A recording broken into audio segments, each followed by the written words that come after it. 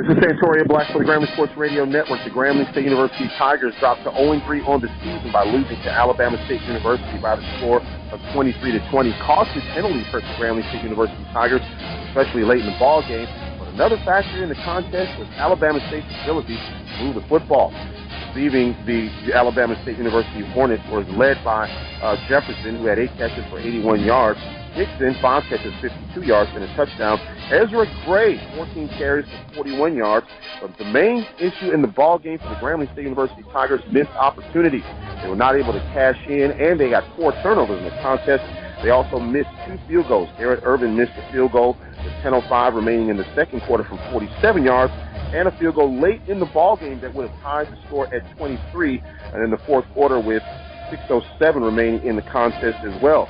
Tigers were led in passing, of course, by Jeremy Hickbottom. He was 19 of 30, 1 interception. He had 184 yards and a touchdown. He was sacked 3 times, though.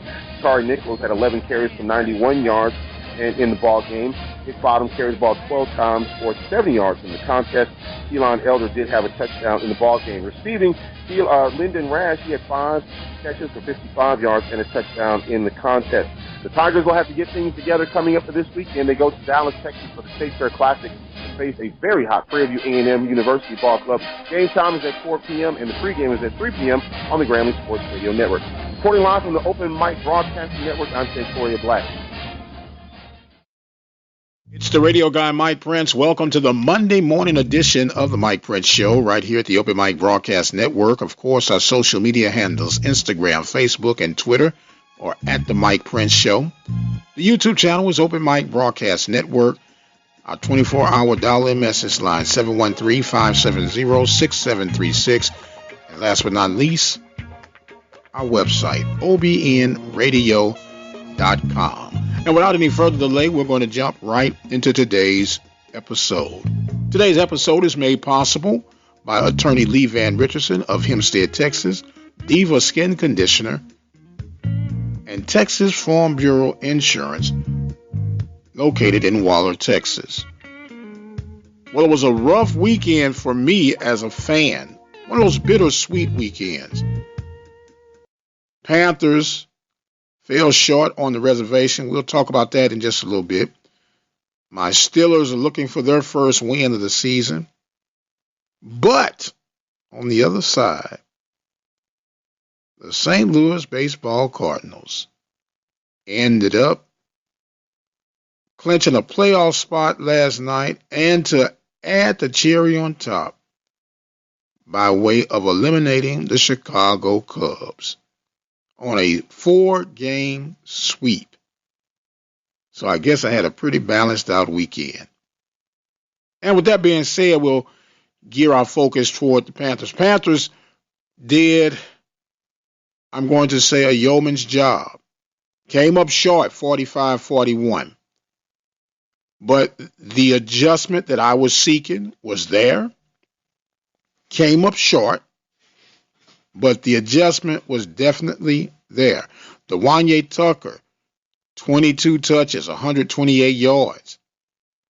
Prairie View ran the ball more than I ever would have imagined them of running. They had a total, according to the final game stats, of 80 plays that were run. And out of those 80 plays, 46 of them were runs. That was encouraging. That was extremely encouraging. Panthers, though, threw for 300-plus yards, ran for 184 yards. As we mentioned, DeWanye Tucker, 128 of those yards. So that was good to see that. Now, of course, you still have some tweaking and fine-tuning to do when it comes to the turnovers. Penalties, another 12, or should I say a double-digit penalty day. 12 penalties against the Panthers for 123 yards. So, game 1, 18 penalties. Game 2, 11 penalties. Game 3, 13 penalties. And game 4, 12 penalties. these must be cleaned up. And usually, penalties are a sign of self-control, or should I say lack of self-control. You're going to have some penalties. That's part of the game. But there are far too many penalties that are going against the Panthers.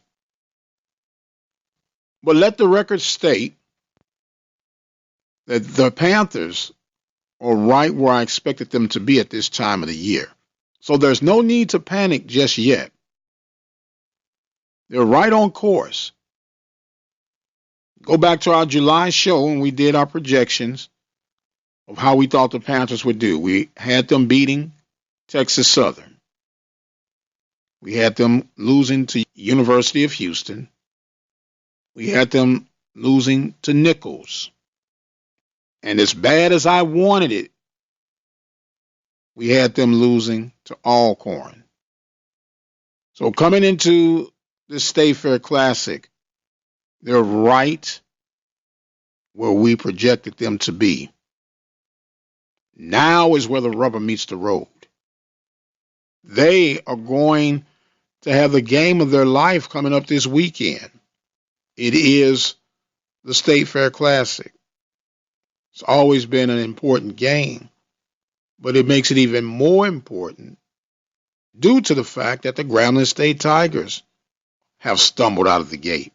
They're 0-3 with their loss this past weekend to Alabama State, 23-20. And let us tip our hats to Coach Ely and the Hornets. Job well done. But when you look at the numbers for Grambling, they too are head scratchers. Now, granted, Hickbottom had a pretty productive day. He threw for 184 yards. Grambling rushed for 241 yards. Their balance on the attack, 57% on the run, 43% in the pass. And in fact, for Prairie View had 55% on the run versus 45% on the pass. I like those numbers because those numbers compute to time of possession. But both of these teams are staggering toward Dallas, Texas.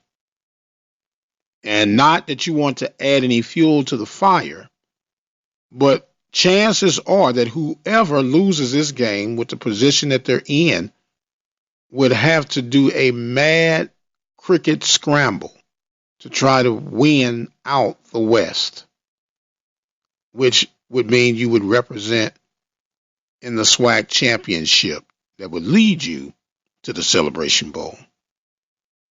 So it's going to be a tall order, a lot of backstories that are going to be leading to this. Of course, Fobbs and Dooley parted ways when Dooley accepted the job at Prairie View.